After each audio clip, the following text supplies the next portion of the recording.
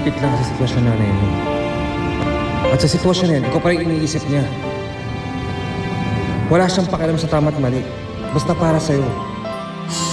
Hindi ako perfectong ina. Pero hindi ako nagkulag ng pagmamahal ko sa'yo. Saka pala ang nanay mo. At hindi mo isasangkalan ang sarili mong ina. Pero huwag mong iisipin na hindi ko alam ang sikreto ninyo.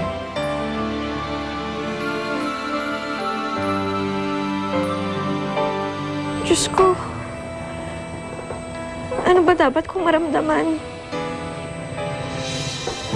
Tama ba itong nararamdaman ko kay inay?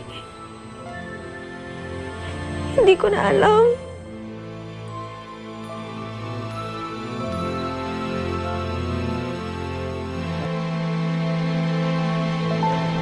Dennis, nasaan si Lyra?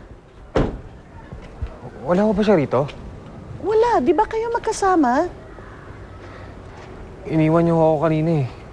Sige po, hanapin ko lang si Lyra. Dennis, sandali lang.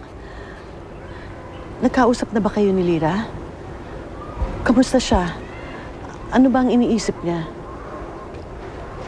Auntie, nasabi na po sa akin ni Lyra lahat na nangyayari. Pero wag ko kayo mag-alala. Naiintindihan ko naman kung bakit yung ginawa yun eh. Anong sabi niya? Yun o. Masama pa rin yung loob niya sa inyo eh. E bali, Auntie. Bigyan niyo na siya ng konting oras para makapag-isip-isip. Maiintindihan niya rin yun.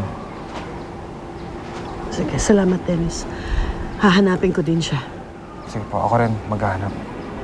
Sige.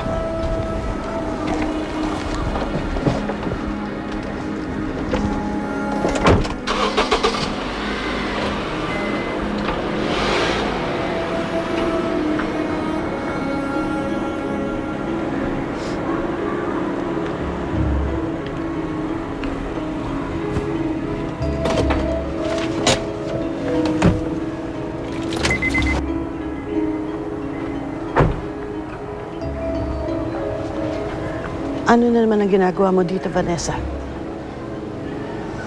Kamusta ka na, Aling Zenny? Okay ka pa ba? Bakit nagpapakita ka pa sa akin? Panalo ka na.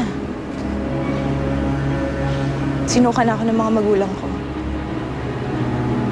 Pinalayas na nila ako.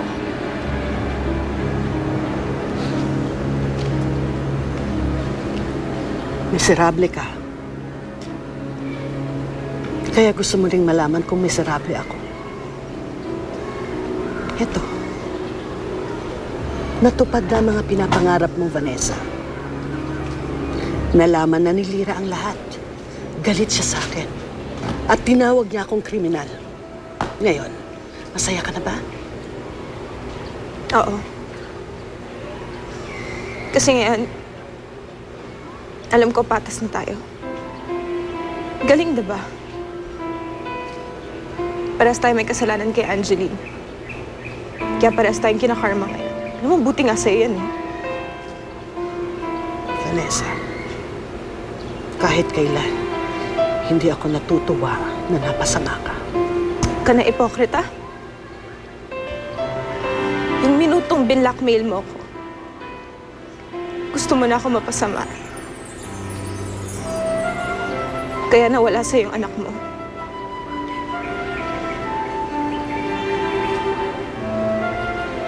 Ayoko na makipag-usap sa'yo.